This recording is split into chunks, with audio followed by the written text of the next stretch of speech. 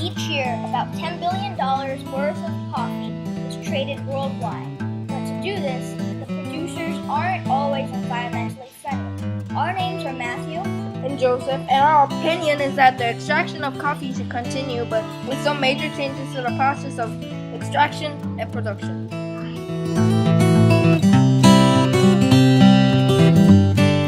Coffee is consumed worldwide as a popular beverage. People enjoy it worldwide since it is a great tasting and a good energy booster. It is also a very good money maker, making it a good kind of business to go into.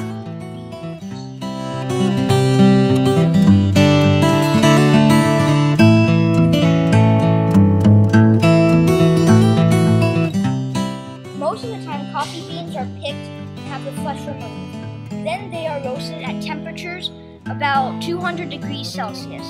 While the sugar begins to caramelize, it causes the color to change. The color is different depending on the flavor. Then the beans are ground and extracted depending on the finished product.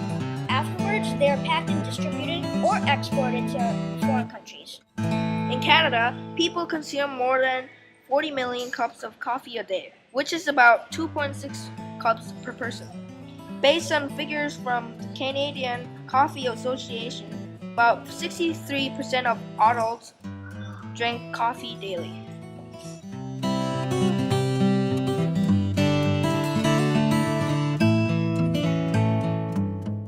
In the 1970s, coffee farmers started planting dwarf shrubs that produce more coffee beans and don't need shade, causing shade trees to be destroyed.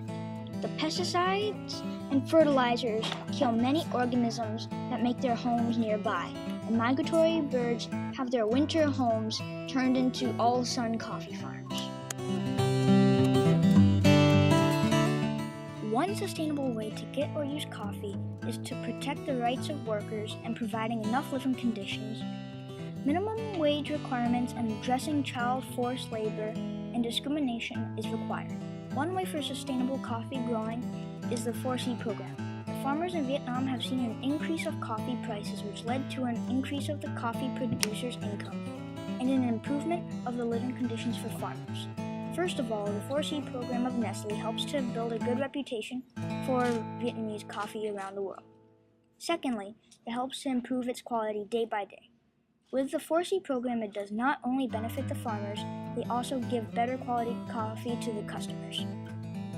The Fairtrade Coffee movement tries to promote improved pay and better working conditions for the coffee growers and harvesters. Normally, the money goes to the brokers and middlemen. It provides the farmers with a steady income that never changes due to the worldwide coffee costs.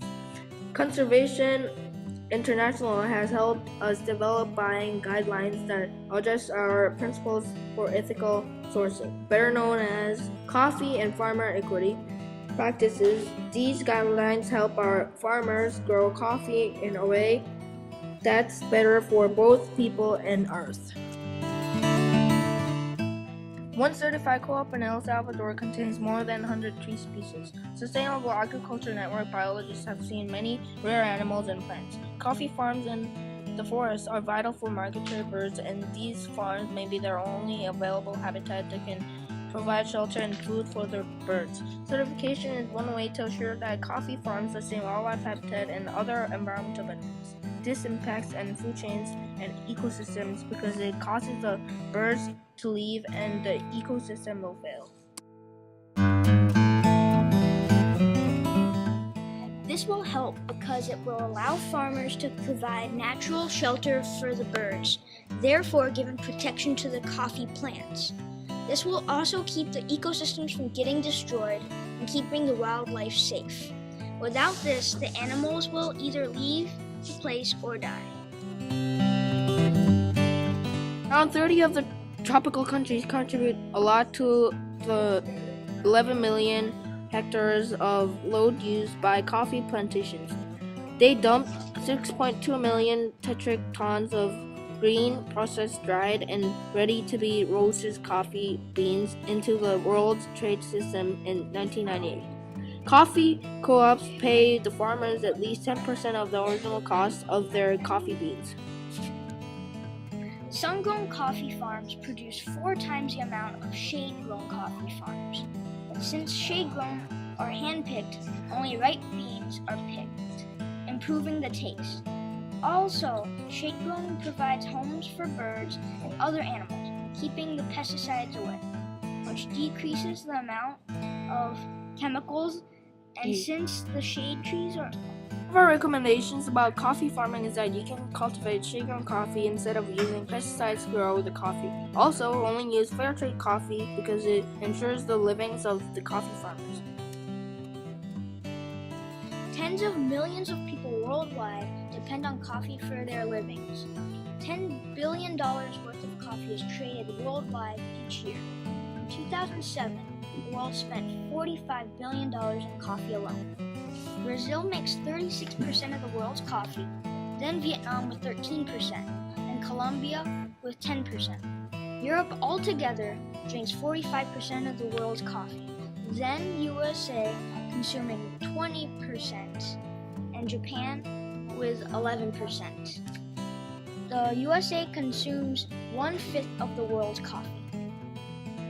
Sustainable economic development is important for coffee cultivating because that way it's both better for our planet Earth and for the farmers. For the farmers, they are safe from the risky coffee value, and for the planet, it's better because it doesn't have to suffer from the chemicals and pesticides. As we stated earlier, we believe coffee makers must change their ways and be more environmentally friendly. Thank you for watching.